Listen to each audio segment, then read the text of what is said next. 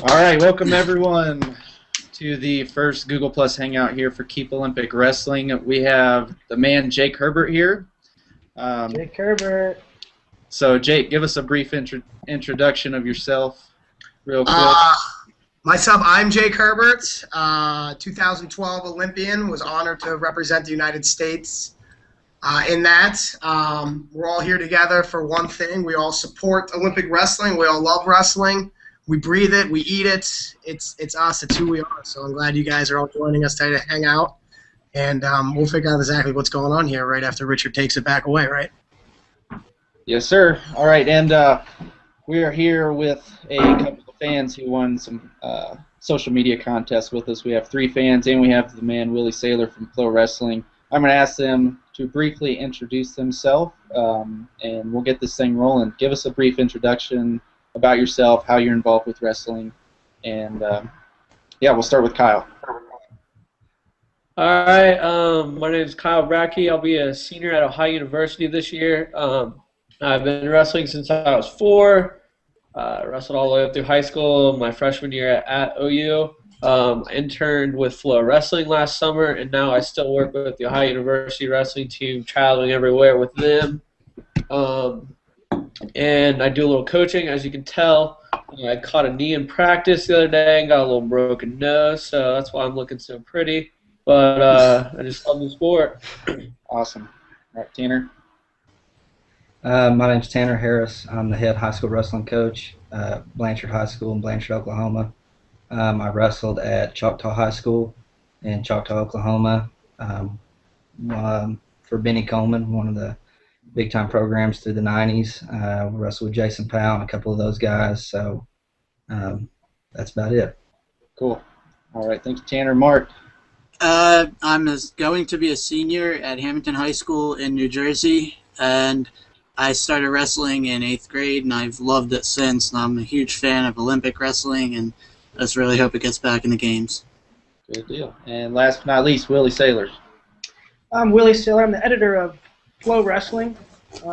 Been in wrestling all my life. Wrestled for Easton High School, and I did my graduate work in writing at University of Nebraska and University of Wyoming, and living a dream. Leave for Fargo in the morning. Can't wait. Good deal. Before we start with Jake, I just want to remind everyone you can tweet us your questions for Jake at #HerbertHangout. So tweet us right now if you want to get a question into Jake. We'll start off with Jake. I want to ask you a question. Given your personal experience being an Olympian last year, can you talk about the importance of why we need to get wrestling back in the Olympics? It's everything, man. I mean, it's when I've first heard that it was going to be dropped, I thought it was a joke. And over my travels since February, then I've not heard not one person who I've met from all the way from the United States across to Asia, over in Europe, not one person has agreed with that wrestling doesn't belong in the Olympics. And, you know, if I was getting that, yeah, I'd be in a little bit more fights and I'd be a little bit more upset with people, but not one person agrees that wrestling shouldn't be in the Olympics. So it seems like a pretty simple decision that we should keep it in, you know. For whatever reason why this happened, it stinks. It was a negative thing, but I think wrestling's really found a way to take that negative, to spin it, to use it to better the sport, to get better publicity, to change the rules, to get more viewership, to really amp it back up. So we're going to take this negative and turn this into a big positive, and we're sitting really good. You know, we're down from being one of 7 sports to get back in to one of 3 sports right now to get back in, and we're sitting pretty good right now. You know, just doing what we do. We got a lot of support. A lot of you fans came and rallied and helped, and you know, with the support of the whole world basically agreeing that wrestling deserves to be in the Olympics, we're going to get it back in there. I mean, it saved my life. I don't know if it wasn't for wrestling, I don't know if I'd be alive sitting here right now.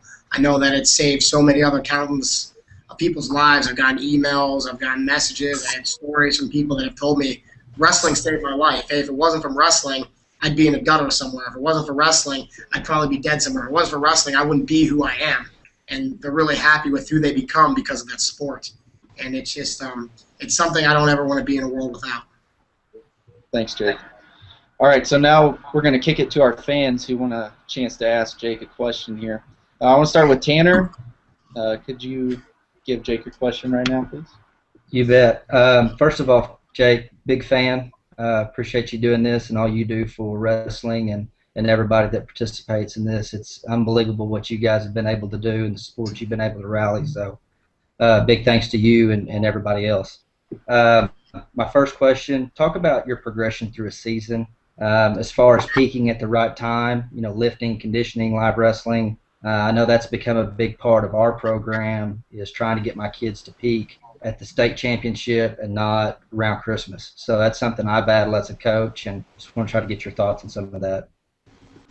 Well, it's tough. It's a long season, and it can be long. The key is making it fun, keeping it happy. When it's serious time, it should be serious time. But, I mean, if you have a long 5-month season, like the NCAA season is long, and you're focused for the end. So the key is you can't get discouraged. If you get an early season loss, that's fine.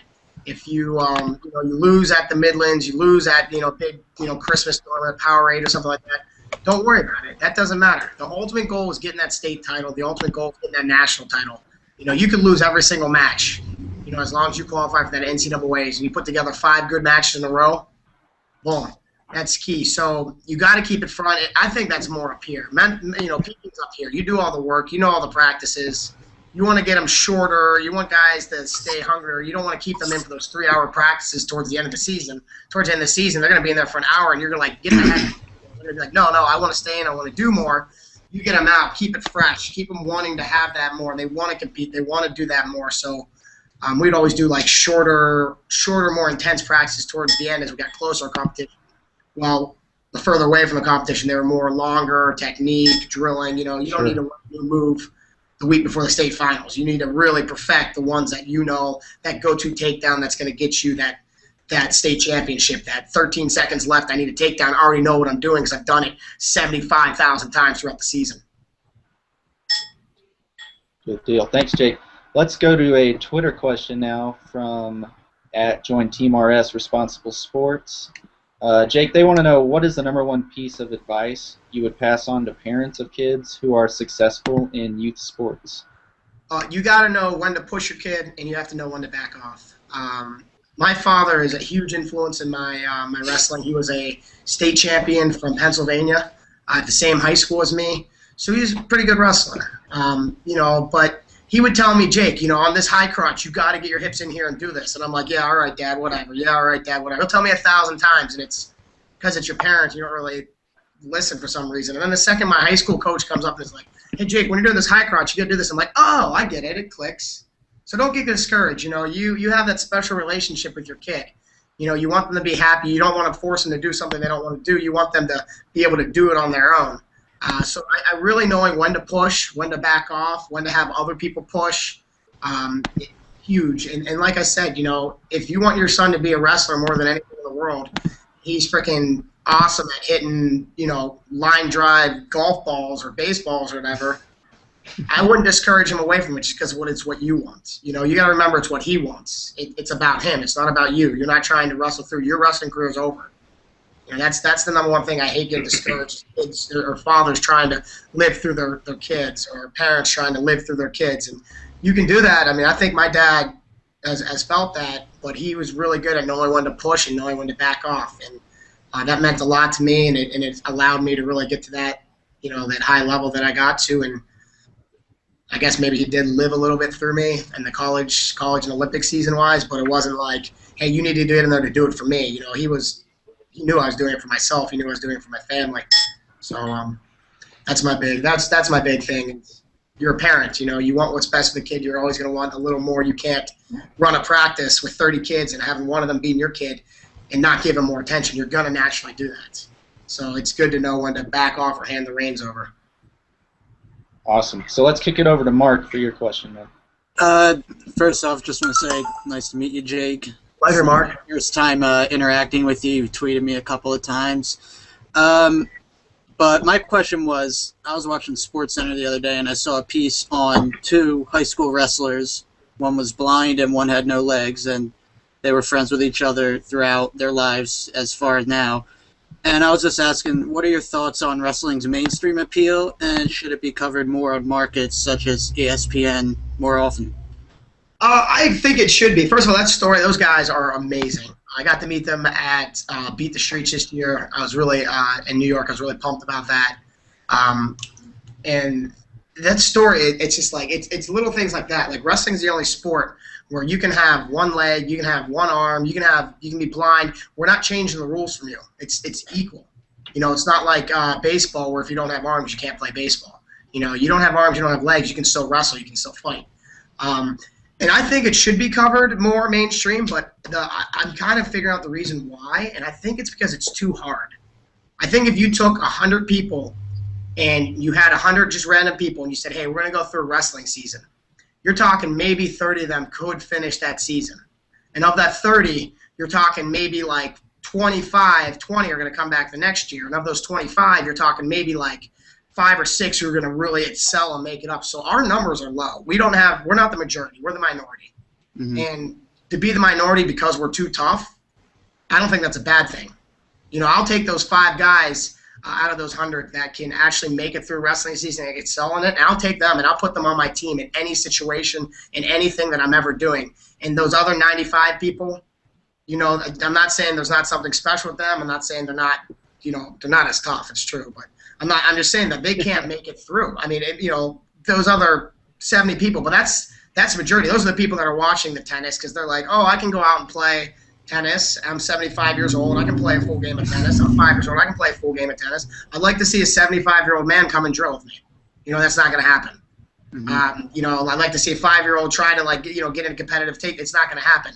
And it's nice that our sport's that tough, but it leaves us in this little niche, of being the minority. So we don't always get the covers. I don't think, I don't know if wrestling will ever become like a Walmart. It won't ever be like NFL like that. It's not ever going to be the thing that the average person wants to go and do because it's too hard, because it takes too much.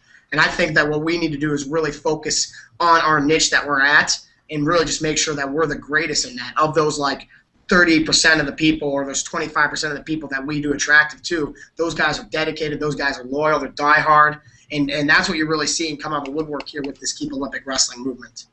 I think that's what we really need to focus on, and those are the people that we need to get. And if we can branch out a little bit and capture a little bit more, that's great, but we're never going to be able to get 100% of the people.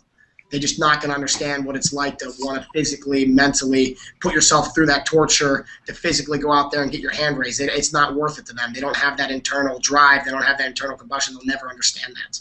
And I feel bad for them for not doing that, but that's just the way the world works. Thank you. All right, Jake, I got another question for you here.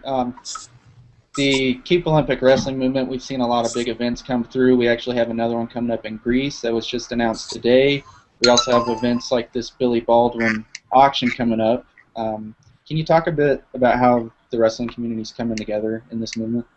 It's huge, man. I mean, it's great because we're unifying, You used to have, a bunch of different groups of wrestling where it's like USA Wrestling and, we're kind of going at it with Russia Wrestling, going at it with Iran, and we're not looking at them as our allies, we're looking at them as a competitor.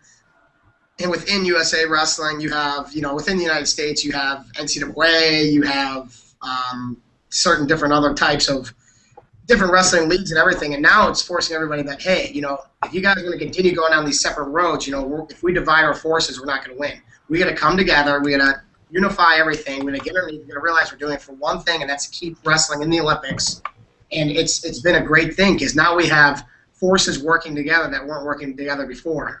You have different governing bodies of wrestling, different supports, guys that might not have liked each other. You have like Satiev and Slay literally working for each other. You have, Brands and Kendall Cross, working for each other. You have these big rivalries that used to have that divide, and now they're working together. Oklahoma State and Iowa State and Iowa are working together. Penn State and everybody, they're all working together now. And that can only be better. I'm not a person who ever, wants to be at a party where nobody can come in. I'm always a person that's like, the more the merrier. So I know that's not always the correct way to have it work, but I think in this instant we need to really rally our troops. We need to get everybody behind the same webpage, the same movement, the same everything else, and that was the biggest thing about PAL being formed, having one webpage, because as soon as that was dropped, we had 40 different webpages and 50 different petitions to sign and save Olympic wrestling, and that's great that there's that many of them, but 50 different petitions with 10,000 signatures each doesn't look that good, but one petition with 100,000 or 200,000 signatures, that's going to look really good. So I think it's a great thing to unify wrestling, to keep us together, to know that, hey, we need to work together. And eventually I think we need to work with other sports. We need to work with judo. We need to work with taekwondo. We need to work with the combat sports to make sure we get in underneath like a combat sport, kind of like how swimming is with aquatics. You're never going to see synchronized swimming get taken out of the Olympics because they'd have to drop all of swimming to take it out. So I think that should be the future of where we go once we get back in. All right, let's kick it over to Kyle for your question, man. Yeah, Jake. Just kind of wondering, after we, made the short list, the final three, where do we go in this process now? What are our next steps as a wrestling community, and to try to, get behind it and make sure that we're the sport chosen in September? Because to us, it seems obvious that, wrestling would be a no-brainer over baseball, softball, squash, but obviously it's not, it's the Olympic Committee. So where do we go from here, or what do we need to do to ensure that we're the sport chosen in September? So we did all the right things. We got the Facebook stuff going. We got the petition going. We need to continue doing that. We're raising awareness. We're doing that. But what now wrestling needs to do is we need to put on, bigger, better events. That's going to be key. The World Team Trials this year were broadcasted differently than ever before. We had Flo covering it live. We had it live stream. We had people there. We had fireworks. We're getting things set up. That's what we need to do. We need to start getting to make sure that these, freestyle events are more like, the NCAAs where there's a buildup. We got to sell Kyle Dake. We got to sell Jordan Burroughs rivalry. We got to. That stuff's huge, and that right there, the Beat the Streets event, the one in LA, the one in New York City, that's fun stuff. That's awesome thing where the wrestling community gets together. You have a big event. You have all these celebrities. You have all these MMA fighters. You have Russia versus USA. You have Iran versus Russia versus USA. That's the stuff we need to continue to do to keep us in the spotlight, not just, it's 4 years ago. I wonder what happened to all those wrestlers that were happening, We need to make sure that everybody's involved, that they're excited for the World Championships, that they're excited to see who's going to make that world team at 74 or 60 kilos or 84 kilos. We need to keep building these events and get it better and just show that, hey, there is a demand for this. This niche of people want to be here. They want to do this. These are exciting events, and hopefully that draws more crowd, more attraction, more coverages from things like ESPN and NBC and ABC and all that good stuff. We need innovators. We need to adapt and change a little bit. If you keep doing the same thing and expecting different results, it's literally the definition of insanity. So we are a little insane, but we got to take that insanity and we got to put it into our events. We got to show people that it's fun, that it's awesome, and that it's a great time. All right, I got another Twitter question here for you, Jake. Being a PA guy, you've seen some hammers come out of high school. Who's the best you've ever seen at the PA high school level? Wow. The best I've ever seen. That's tough. That is real tough. Growing up, it was Kerry Collat, hands down. I was I'm a Pennsylvania guy. He was at that level, that elite level, of getting world and Olympic medals, and the stage he was at was unbelievable. I'm really impressed. I was really impressed with Jordan Oliver coming all the way up and through too. I follow those guys. I've seen Jordan already take out an Olympic silver medalist and world champion from India at a training camp. And then you have guys like Chance Monsettler coming through. I was just watching him on Flow of why he's the #1 ranked senior, right, Willie? Yep. Yep, and it's just like, that kid is, man, you can't even, I want to go up to him and be like, how did you learn to do all this stuff? Like, where do you just naturally know how to get your hips in and lift and do this? Like, who is teaching you? Or are you just like, is that just internal? Because you can be taught by the best guy in the world in Pennsylvania, and you can know all the good stuff, but there's just like, you just see those kids that know what to do with their hips, they know where to be. And I think that having Pennsylvania be right there in the center, you have New York, you have New Jersey, you have West Virginia, you have Ohio. It's right in the center of all that good competition, not to mention, Western Pennsylvania did have 2/7 of the Olympic team in freestyle. There's some good wrestling in that area, and like I said, iron sharpens iron as one man sharpens another. You go from wrestling in Pennsylvania your whole life, and then you move out to no, I'm just gonna pick a random state, North Carolina, and it seems a little bit easier.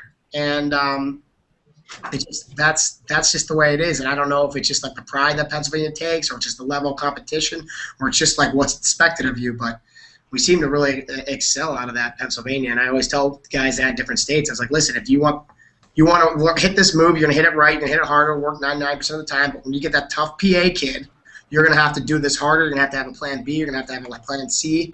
And some people get offended by that, but, I mean, hands down, year in and year out, Pennsylvania has the most All-Americans per capita. Is that the word? Per capita? Yeah. We'll go with that. All right, let's kick it over to Willie. All right, I have a kind of long, drawn-out question because I'm... Willie, is it about you and Mark Jane? You and Mark Jane? No, I blew that match. Andy Robot loves that story. But I think, Jake, that the initial decision could be the best thing that's ever happened to wrestling. Our back's up against the wall. You know what kind of character wrestlers are. And I think there's more fanfare domestically and internationally. And that leads me into my question. I leave for Fargo tomorrow, and at the youth level, the cadet World Championships were just reintroduced after a 13-year layoff. The Junior World Championships and making the Junior World team seems to have as much attraction as it's ever been, and Bill Zadek has been doing great with the developmental program. Can you talk a little bit about that and like how the interest to compete at the world level in the U.S. And the developmental thing, the developmental program at the OTC. Can you talk about those opportunities and how it helps the Americans' cause going forward and getting that international experience? It's huge.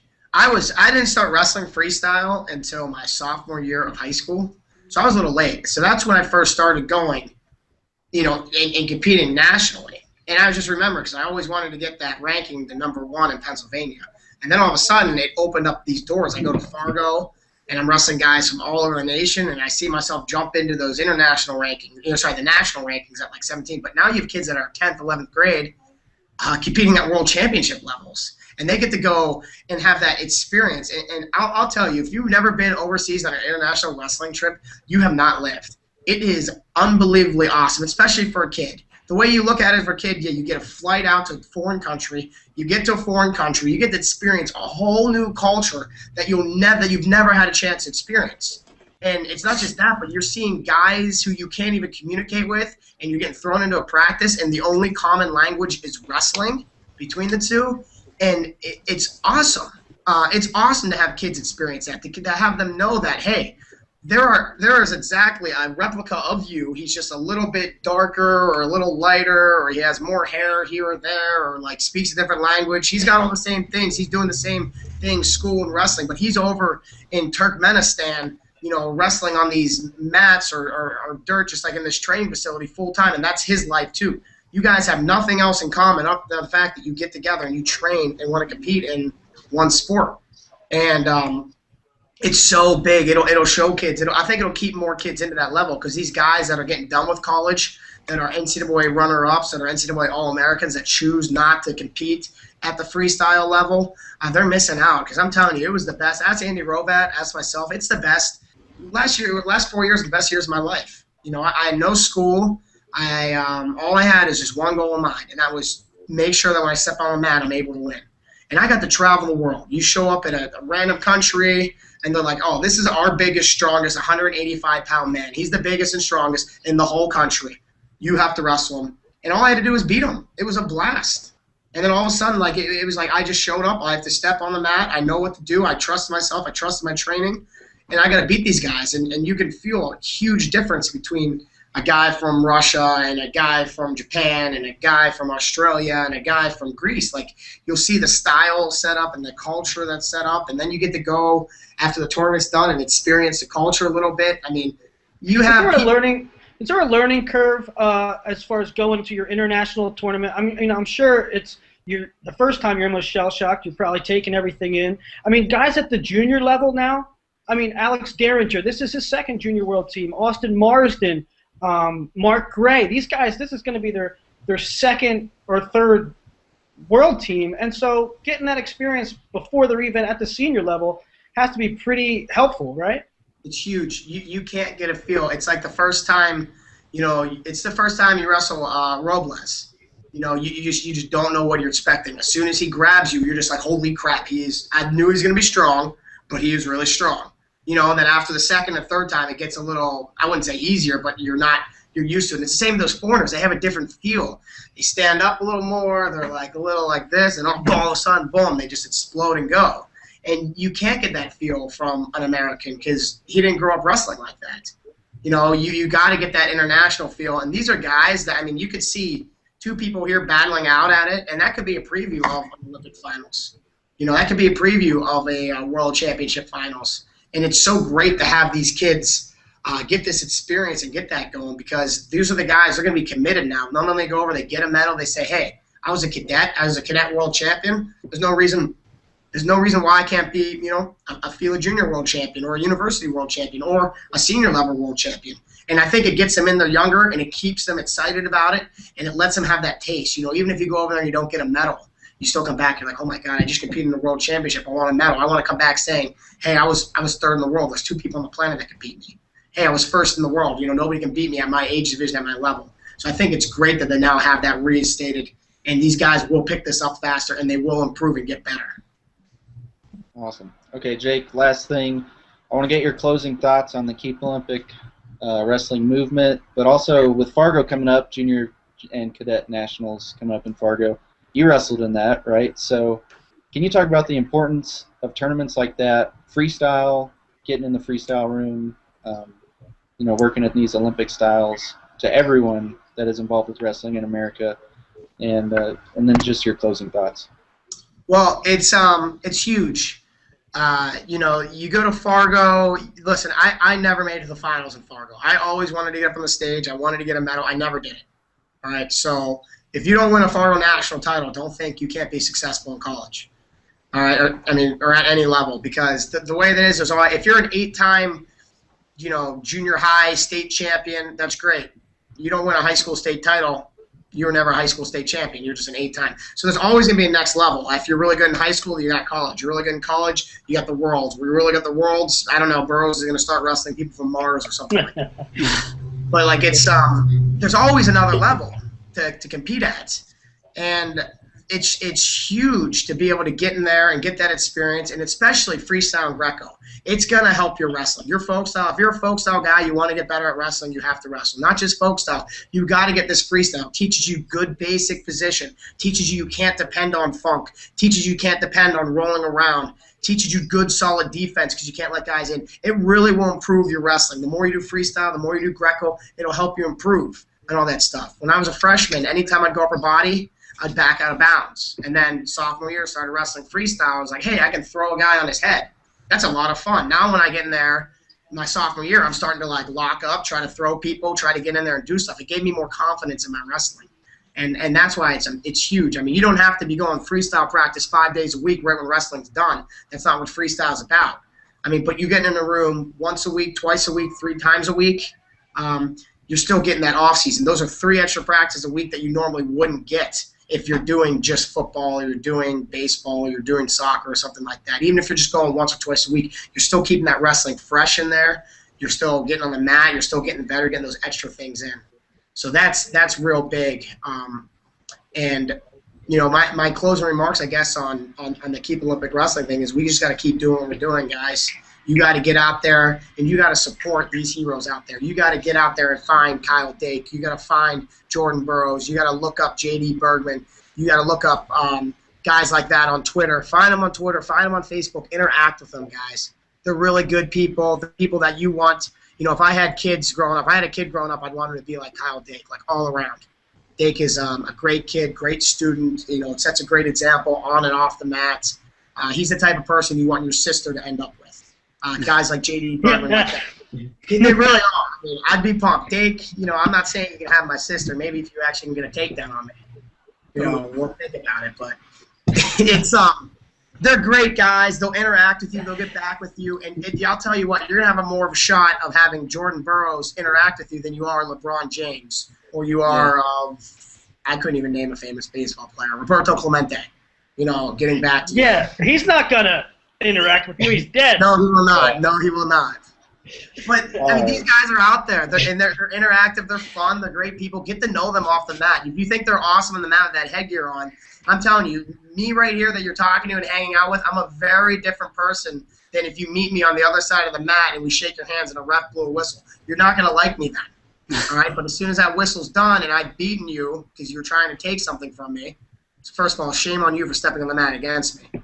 But two, what was that? Oh, yeah. But two, I'm a different person. Get to know these guys outside the mat. They're awesome. There's really interesting things. If you can beat Kyle Dake at Call of Duty, mad props to you. If you can take Jordan Burroughs with Words with Friends, he's unbelievable at that. Try these guys. Find them. Find some way that you can beat them outside of wrestling and then eventually work your way up to beating them in wrestling. That's the key. Awesome. I mean, that's just the thing they need to push. There's people, there's characters in wrestling. Find these guys, man. They're some of my favorite people.